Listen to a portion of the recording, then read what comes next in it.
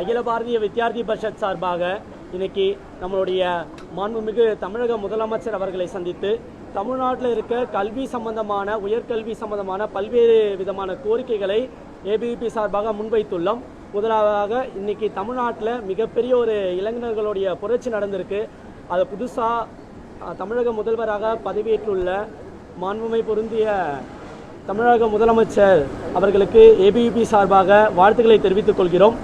இன்றைக்கி தமிழ்நாட்டில் இருக்க ஒவ்வொரு சின்ன சின்ன கல்வி பிரச்சனைகள் முதற்கொண்டு அனைத்து விதமான கல்வி பிரச்சனை தமிழ்நாட்டில் உள்ள அனைத்து ஏபிவிபி பொறுப்பாளர்களோடு கலந்து ஆலோசித்து ஒரு 24 பக்கங்கள் கொண்ட பல்வேறு விதமான கோரிக்கைகளை உருவாக்கி அந்த கோரிக்கையை இன்று மாண்புமை பொருந்திய தமிழக முதலமைச்சர் அவர்களோடு நம்ம முறையிட்டு இருக்கோம்.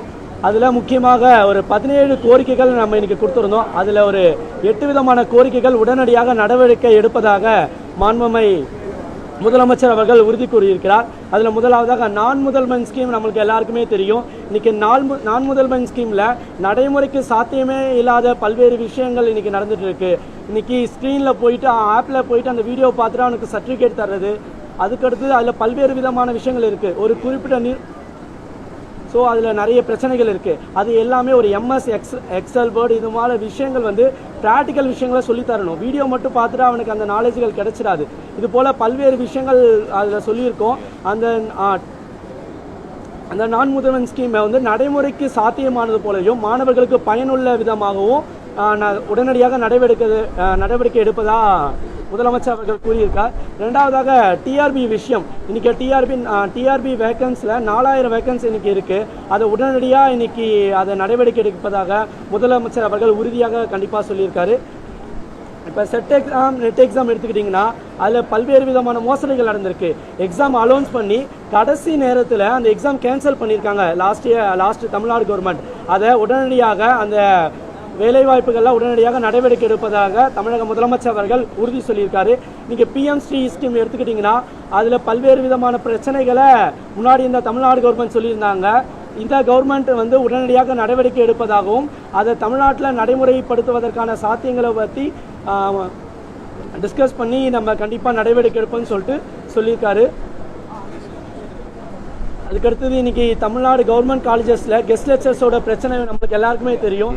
இன்னைக்கு ஒவ்வொரு அரசு கல்லூரிகளிலும் இன்னைக்கு பேராசிரியர்கள் பற்றாக்குறை இருக்குது. கௌரவ விரிவுரையாளர்களுக்கு அவங்களுக்கு பிரச்சனைகள் இருக்குது. இன்றைக்கி அவங்களுக்கு ஊதிய உயர்வு ப்ளஸ் அவங்களுக்கு பணி நிரந்தரம் இது போல் பல்வேறு பிரச்சனைகள் இருக்குது. இதுக்கு எல்லாத்துக்குமே அவர்களுக்கு பணி நிரந்தரம் மற்றும் அவருடைய ஊதியம் சம்மந்தப்பட்ட பல்வேறு விதமான விஷயங்களை இன்றைக்கி அவர்கிட்ட முறையிட்டு இருக்கோம்.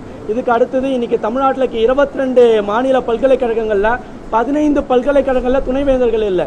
துணைவேந்தர்கள் இல்லாததுனால ஒவ்வொரு பல்கலைக்கழகங்களும் பல்வேறு விதமான பிரச்சனைகளை சந்திக்கிறாங்க. இதனால் பாதிக்கப்படுறது ஒவ்வொரு மாணவர்கள் தான். இன்றைக்கி டிகிரி வாங்குறது கூட ஒரு பட்டமளிப்பு விழா நடக்காமல் இருக்குது இன்றைக்கி ஒவ்வொரு கல்லூரி மற்றும் பல்கலைக்கழகங்களில். இதுக்கு எல்லாமே உடனடியாக நடவடிக்கை எடுப்பதாக மாண்புமை தமிழக முதலமைச்சர் அவர்கள் உறுதி சொல்லியிருக்காரு.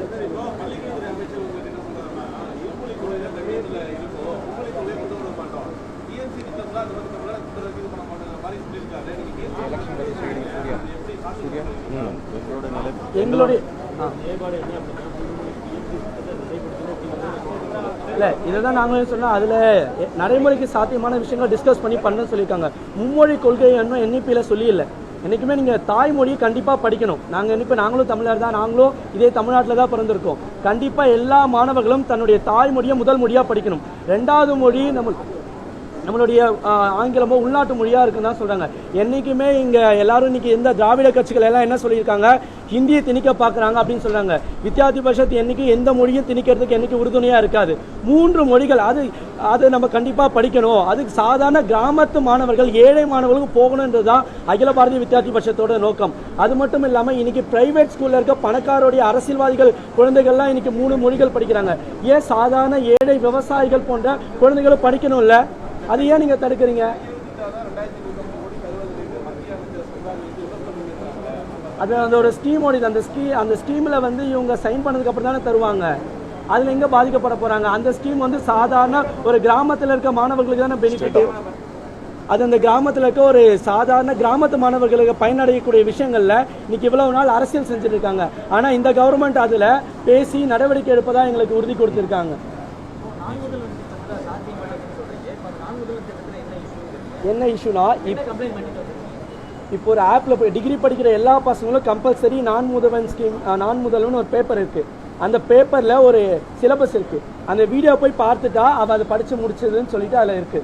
அது போல அவன் நிறைய கிளாஸஸ் வந்து ப்ரொஜெக்டர் ஆன் பண்ணிட்டு கிளாஸ்ல போட்டு விட்டுறாங்க. அதுக்கு அவனே ப்ரொஜெக்டர்ல ஆன் பண்ணி விட்டுறாங்க. அதனால அவன் என்ன பண்றான், அந்த வீடியோ உட்காந்து பார்த்துட்டாலே அவனுக்கு அந்த சர்டிஃபிகேட் வந்துடுறாங்க. அவன் அதுக்கடுத்து வேலை வாய்ப்பு நிறைய கோர்ஸ் இருக்கு, நிறைய ஸ்கில் டெவலப்மெண்ட் கோர்ஸ் அதில் இருக்குதான். ஆனால் அது எதுவுமே நடைமுறைக்கு சாத்தியம் இல்லாத மாதிரி ஸ்க்ரீனில் மட்டும் ஒரு ஸ்டூடெண்ட்ஸ் படிச்சுட்டா பார்க்குறான், இல்லை கவனிக்கலாம், அதை பற்றி எதுவுமே இல்லை. இல்லை சொல்லி முடிச்சிட இருங்க. அவங்க அதுக்கு முன்னாடி எங்க யூபிஎஸ்சி கோச்சிங் போனாங்க. இதுலேயே ஆரம்பத்திலேருந்து சாதாரண ஒரு கிராமத்து மாணவன் எடுத்தவொன்னே நான் முதல்வன்லேயே வந்து படித்து அவன் யூபிஎஸ்சியும் டிஎன்பிஎஸ்சிகளும் பாஸ் பண்ணானா. ஸ்கில் டெவலப்மெண்ட் அதை தான் சொல்கிறேன். அந்த ஸ்கில் டெவலப்மெண்ட் இருங்க, அந்த ப்ராக்டிக்கலாக பண்ணணுங்கிற விஷயம் தான் சொல்லலாம். நான் முதல்வன் திட்டம் நாங்கள் வேண்டாங்கிற விஷயத்த சொல்லலை. ஸ்கில் டெவலப்மெண்ட் பண்ணுங்க, அந்த ப்ராக்டிக்கலாக சொல்லிக் கொடுக்க மாணவர்களுக்குங்கிற கோரிக்கை தான் முதலமைச்சர்கிட்ட வச்சிருக்கிறோம். கண்டிப்பாக நடவடிக்கை இருக்கிற முதலமைச்சர்.